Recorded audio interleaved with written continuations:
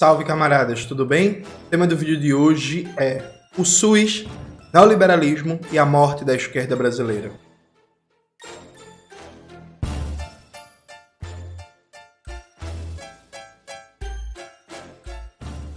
Antes de começar propriamente o tema do vídeo do canal, quero muito agradecer a você que ajuda a manter e melhorar nosso canal a partir do Apoia-se.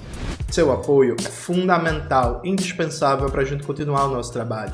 Preferir o Pix, está aparecendo aqui como QR Code na tela do vídeo. Camaradas, note, saiu hoje um texto novo meu no Opera Mundi, né? O nome do texto é SUS, Conquistas, Desafios e Oportunidades. Eu quero usar esse texto para fazer uma reflexão aqui com vocês. Vamos lá. Primeira coisa, durante a pandemia, ficou claro a importância do SUS para todo mundo, né? A importância do SUS enquanto uma estrutura pública fundamental, e a pandemia abriu um debate global sobre a dependência tecnológica e produtiva no âmbito do complexo econômico industrial da saúde. Já citei aqui várias vezes para vocês como no livro da Fiocruz, Saúde e Desenvolvimento, coloca aí na tela, Maxwell, tem para baixar de graça, vamos gente, no site da Fiocruz, é citado o dado que no mundo inteiro há um aumento do protecionismo na área complexo econômico industrial da saúde, né, produção de fármacos, máquinas, equipamentos, meios de diagnósticos e tal, e o Brasil vai na contramão disso. O Brasil, nos últimos 20 anos, é o país que mais abriu seu mercado de fármacos no mundo inteiro. Então, o SUS, ele teve uma oportunidade, no contexto da pandemia e todo o negacionismo do governo Bolsonaro, de revitalizar o SUS a partir de uma política econômica, fiscal e industrial que colocasse o fortalecimento do SUS como elemento central. O fortalecimento a partir de 4 vetores. Primeiro, enfrentar o desfinanciamento e o subfinanciamento do SUS, né? Vamos lembrar que o SUS é uma conquista arrancada na Constituição de 88, é montado durante o governo Collor, já no auge do neoliberalismo no Brasil. Então o SUS ele já nasce com problemas de financiamento. Então enfrentar o desfinanciamento e o subfinanciamento, enfrentar a precarização das relações de trabalho no âmbito do SUS, né, com terceirização, quarteirização, a praga que são as OS, Organizações Sociais, e OCIPs no âmbito da gestão dos equipamentos públicos do SUS, né, em âmbito municipal, estadual, e também formas de trabalho precário em âmbito federal, né?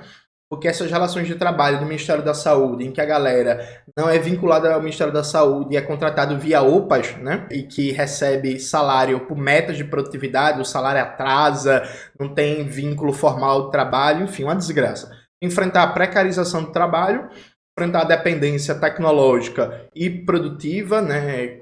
Fortalecendo a dinâmica de produção nacional e pública, de fármacos, de vacinas, de máquinas, equipamentos, de meios de diagnóstico e por aí vai.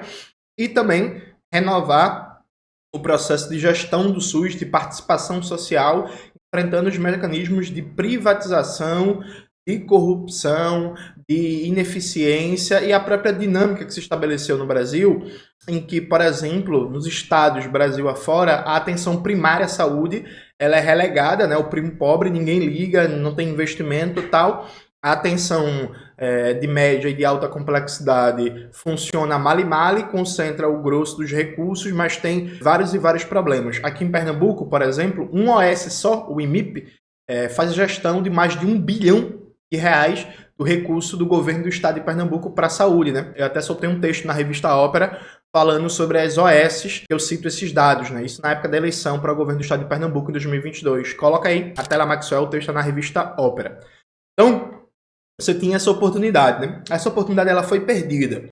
O governo Lula lançou sim uma política para o complexo econômico industrial da saúde, mas essa política não vai causar mudanças profundas no SUS por um motivo bem simples, né? O governo Lula aprovou o novo teto de gastos, né? E é incompatível o piso constitucional da saúde com o novo teto de gastos. Ou cai um, ou cai o outro. Eu já expliquei isso em vários textos do canal, né? Em vários vídeos do canal, melhor dizendo, né, gente? E tem um texto muito bom do Antônio Martins, em outras palavras, que eu sempre cito, que é a cruzada de Fernando Haddad contra saúde e educação. Coloca aí na tela, Maxwell. Está muito bem explicado porque o novo teto de gastos ele é programado para matar o SUS. Isso foi uma escolha do governo, não foi do Congresso, né? E aí é muito curioso porque, a despeito do governo Lula ter adotado uma estratégia política que não enfrenta os problemas fundamentais do SUS, há um senso comum progressista de defesa do SUS, de viva o SUS. E aí, veja, é claro que a gente tem que defender o SUS. É claro que a gente tem que reivindicar o SUS. No texto, eu cito, por exemplo, alguns dados importantes, né? Por exemplo, logo no começo do texto, o Maxwell vai colocar os trechos aí na tela. Eu digo o seguinte: o SUS, com seus problemas e limitações, cobre desde a atenção primária até a média e alta complexidade. A título de comparação, a China, hoje, universalizou a atenção primária a partir do serviço público, mas ainda não tem o nível de cobertura do nosso SUS no campo da alta complexidade. Veja, o SUS, ele é o maior sistema de saúde público do mundo. Você considerar o tamanho do Brasil, tamanho em população e o tamanho em território, a gente está falando do maior sistema de saúde público do mundo inteiro. Do mundo inteiro. Maior do que qualquer país da Europa Ocidental, maior do que a política do sistema de saúde da Rússia, da China. Os Estados Unidos nem tem, né, sistema de saúde público nacional, enfim. Então, é uma conquista muito importante. A própria existência do SUS nega o discurso hoje hegemônico no que se chama de esquerda progressista ou do progressismo no Brasil, que não dá para fazer nada porque a gente tem minoria no Congresso, né? Repare o seguinte, eu digo no texto, o SUS foi conquistado no momento de ascensão do movimento operário e popular, no processo de saída da ditadura empresarial militar. Foi a última grande reforma conquistada pela classe trabalhadora brasileira. Depois do SUS, não tivemos mais reformas conquistadas, mas sim políticas públicas.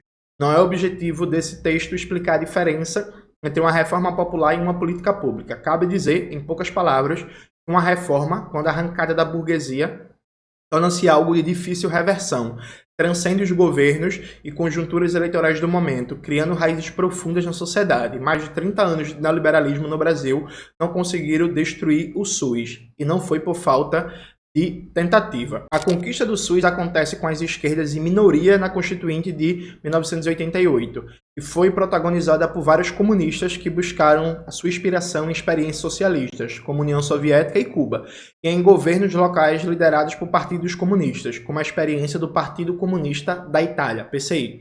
Na retórica de hoje, quando a correlação de forças, medida apenas pela composição no Congresso Nacional, virou uma desculpa para a covardia, a rendição, o estelionato político e eleitoral, é importante lembrar que, se temos o SUS, isso se deve à mobilização popular e à pressão dentro e fora da institucionalidade burguesa. Então, assim, na retórica de hoje, a conquista do SUS seria impossível, né? Porque a gente tinha minoria na Constituição de 88, né?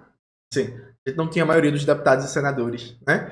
Inclusive, a conquista do SUS se fez num contexto de uma conjuntura global desfavorável, né, com a ascensão já do neoliberalismo. Vamos lembrar, final dos anos 80, o mundo estava passando por uma onda já neoliberal.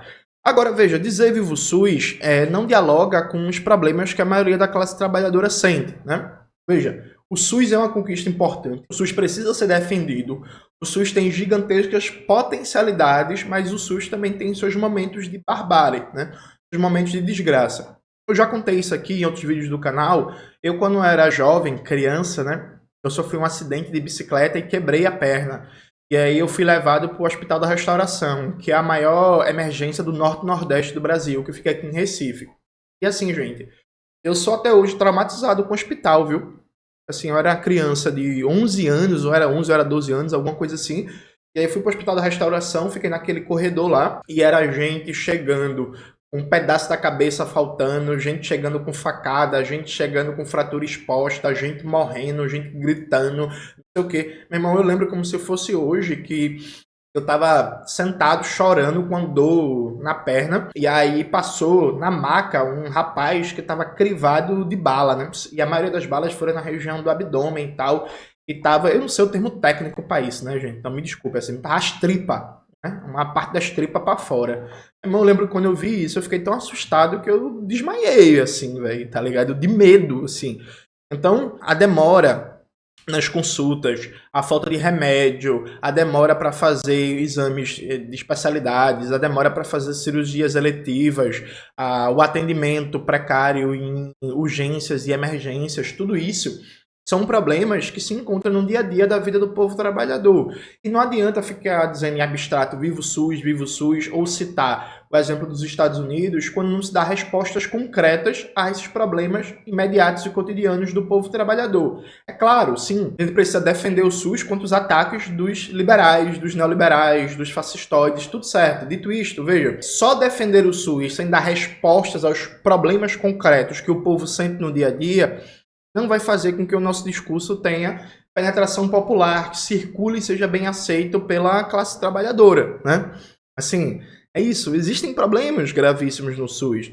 A gente precisa, e aí eu vou citar meu querido amigo Garibaldo, a gente precisa ter uma capacidade de escuta maior, né? Tudo bem, virou um certo consenso no âmbito das esquerdas, em setores da classe média, falar um abstrato vivo SUS. E aí é isso, tem que defender o SUS. Só que a gente não pode ficar repetindo um abstrato vivo SUS e não ter sensibilidade para ouvir as reclamações que a população tem frente ao sistema de saúde. E alguém vai dizer assim, mas Jones, algumas reclamações são falsas. As pessoas, por exemplo, não entendem bem a competência do âmbito municipal, do âmbito estadual, do âmbito federal. Não, eu boto fé. Algumas confusões são falsas. Tem muita gente que acha que o problema do SUS se resume à corrupção e que se acabar a corrupção, o negócio vai ser lindo, maravilhoso.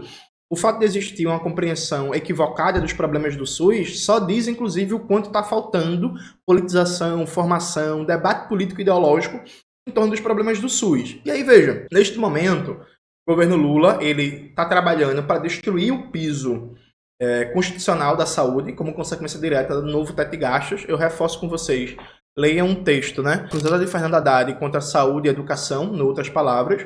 E pior do que isso, o governo está promovendo via BNDES uma política de privatização sistemática da saúde, inclusive privatização da atenção primária à saúde, porque até hoje, né, no âmbito da saúde, os maiores avanços da privatização foram feitos na média e na alta complexidade, né? O governo Lula, ele, a partir do BNDES, está avançando na privatização da atenção primária à saúde, né? Aqui em Recife, por exemplo, várias UBSs estão sendo privatizadas, né? Um acordo entre a Prefeitura do Recife e o governo Lula para construir e gerir UBSs, unidades básicas de saúde, de forma privatizada e cada vez mais avançar na privatização da atenção primária. Aí, repare, o governo Lula lançou o programa Mais Especialidades, né? E está se orgulhando de lançar um programa em que os hospitais privados e os grupos de saúde privados vão poder trocar dívidas com a União pelo atendimento da população nos hospitais. Então, um grande grupo hospitalar, sei lá, o Albert Einstein, vai poder, por exemplo, trocar dívidas que ele tem com o governo federal por realização de exames de ressonância magnética, de não sei o que, por aí vai. Eu acho interessante como nas redes sociais, e particularmente no Twitter, aquele esgoto da humanidade,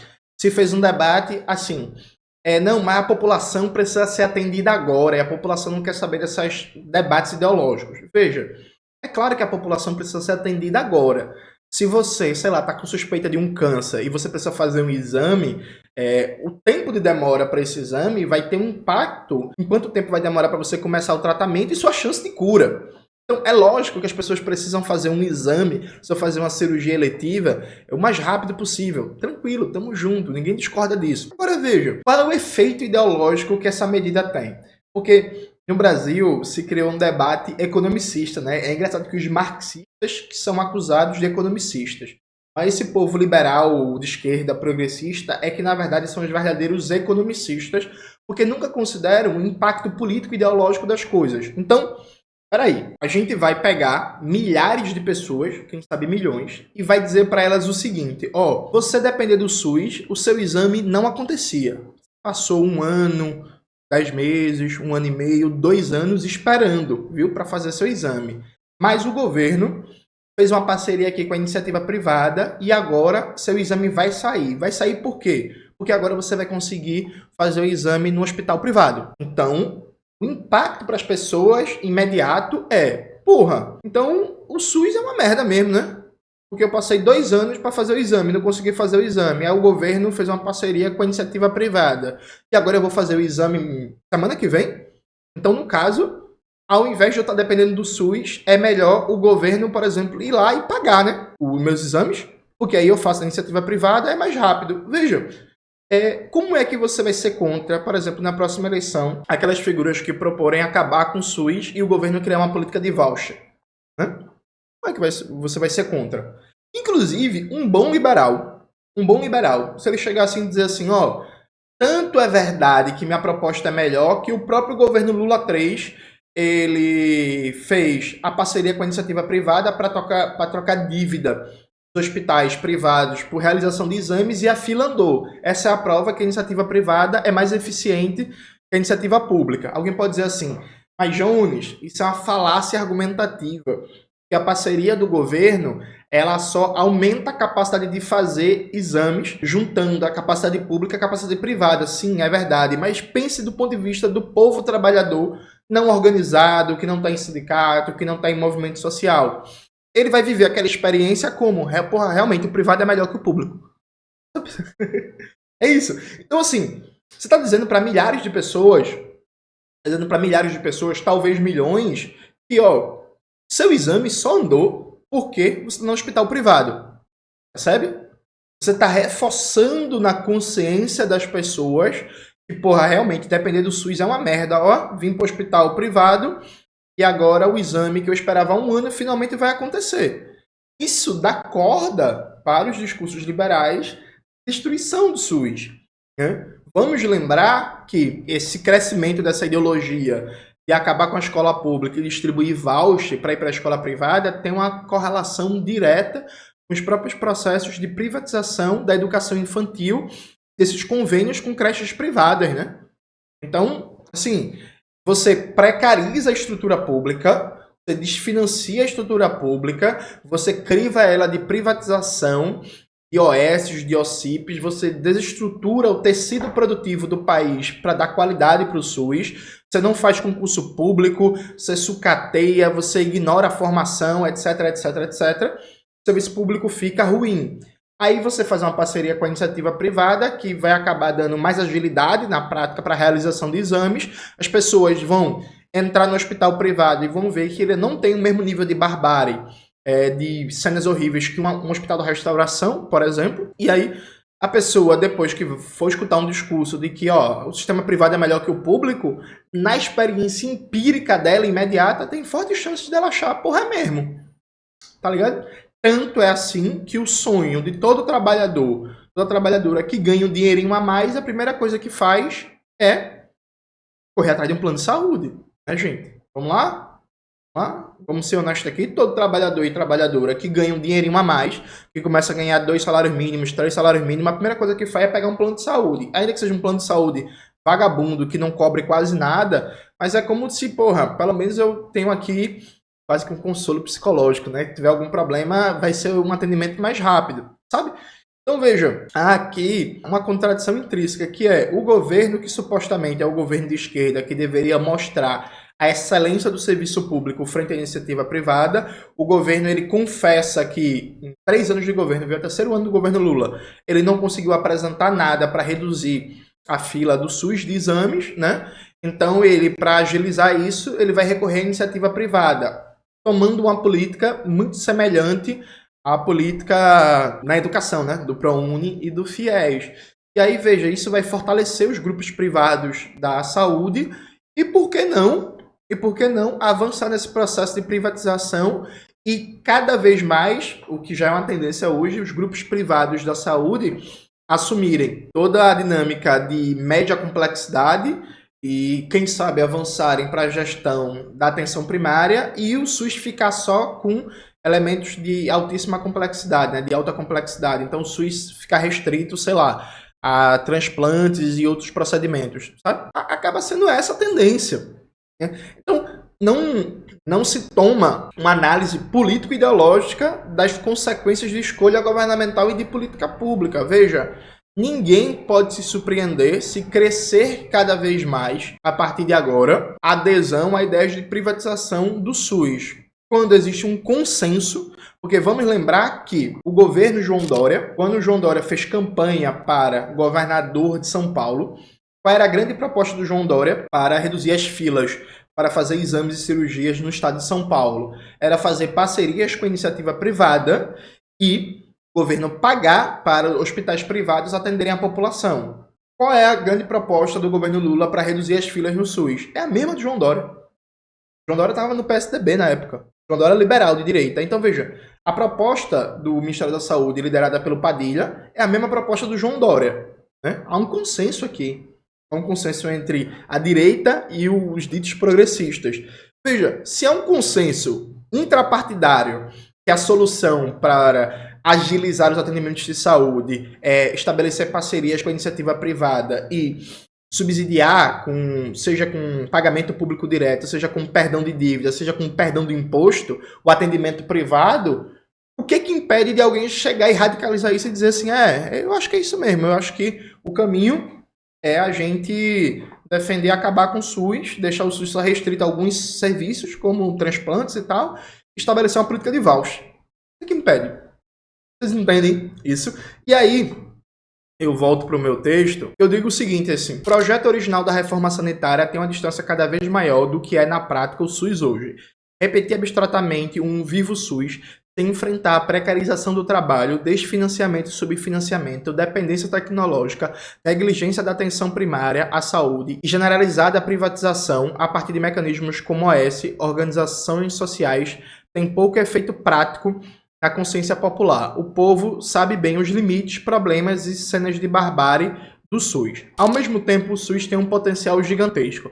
Potencial para ser um gerador de complexidade produtiva, desenvolvimento de ciência e tecnologia, planejamento estatal, serviço público de excelência e combate sistemático às desigualdades de renda, riqueza e propriedade. Aí eu acrescento, pense em um dado básico. O SUS é uma estrutura de distribuição presente de norte a sul do Brasil. Um consumidor gigantesco de vacinas, fármacos, instrumentos cirúrgicos, máquinas e equipamentos, luvas, máscaras, etc.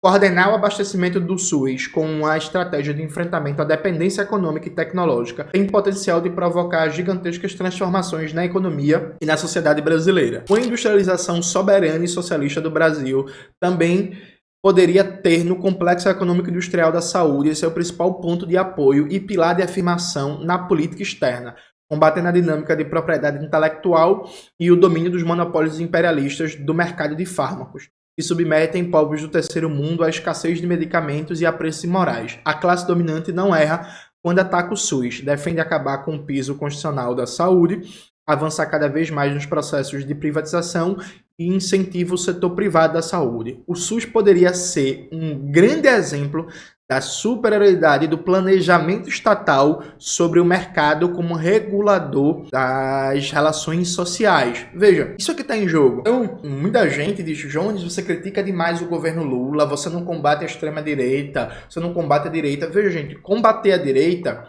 é combater as ideias, o projeto da classe dominante, representado pelas figuras da direita. Veja, o projeto da classe dominante é dizer que o SUS é inerentemente ineficiente e a gente precisa fortalecer os mecanismos de participação privada da saúde. Veja, o governo Lula está fazendo isso, tal qual o governo João Dória. Veja, é verdade ou é mentira que a solução do governo Lula para reduzir as filas no SUS é a mesma do governo João Dória? E aí eu sempre brinco, né?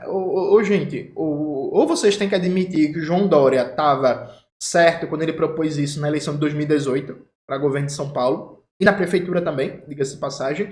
Ou vocês admitem isso? Não, teoricamente o João Dória estava certo. Teoricamente é isso. Ou vocês admitem que vocês deixaram de ser de esquerda, né? E aí, veja, é uma tristeza, porque é isso. O SUS, ele foi pensado com muita influência de marxistas, de comunistas, e ele foi pensado enquanto uma estrutura que lembra muito uma estrutura de protoplanejamento estatal, de protoplanificação da economia. A dinâmica de distribuição do SUS, todos os estados do Brasil, os níveis de complexidade, a potencialidade de coordenar dinâmica produtiva, compras governamentais, distribuição e por aí vai, o SUS poderia ser um grande exemplo da superioridade do planejamento estatal. E eu diria mais, de formas de planificação da economia sobre o mercado. É claro que o SUS nunca vai assumir todas as suas potencialidades no sistema capitalista, né? A gente precisa conquistar o poder político, a gente precisa fazer a Revolução Brasileira para, inclusive, tirar do papel o projeto original da reforma sanitária, do que deveria ser o SUS. Mas o SUS pode ser hoje, a partir da prática, um exemplo de como o planejamento estatal é superior ao mercado enquanto regulador das relações sociais. SUS poderia ser um gerador de empregos de qualidade, de gerador de ciência e tecnologia, de complexidade produtiva, um vetor de reindustrialização do Brasil, combatendo as dinâmicas de acumulação centradas na atividade primária exportadora, no rentismo e no domínio do capital estrangeiro. É claro que tudo isso com limites, dado o sistema capitalista, né, dependente. Mas ter esses limites não nega que você não convence só as pessoas pelo argumento ideológico, pelo debate, você convence também pela prática. Então, se a pessoa vê na prática que, porra, o sistema público é realmente melhor que a desgraça do mercado, pô, realmente, hein? Acho que esses neoliberais aí, eles estão errados, né? Eles estão mentindo.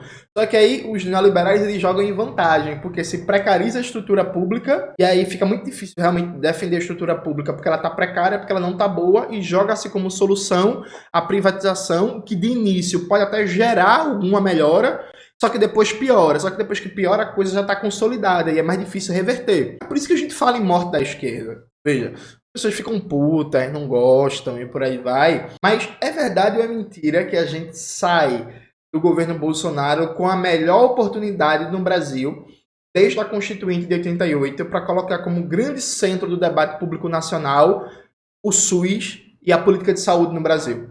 É verdade ou é mentira? Essa oportunidade, ela foi aproveitada? Não, né? E qual é a política hoje? O carro-chefe do governo Lula é uma política mais de especialidade e tem como elemento central a privatização da saúde, usando o mercado privado como elemento central para reduzir as filas, para fazer exames, consultas de especialidades e por aí vai. Aí depois vocês vão se surpreender, vão ficar surpresos, ó. Meme do Pikachu surpreso. Bota aí, Maxwell, meme do Pikachu surpreso.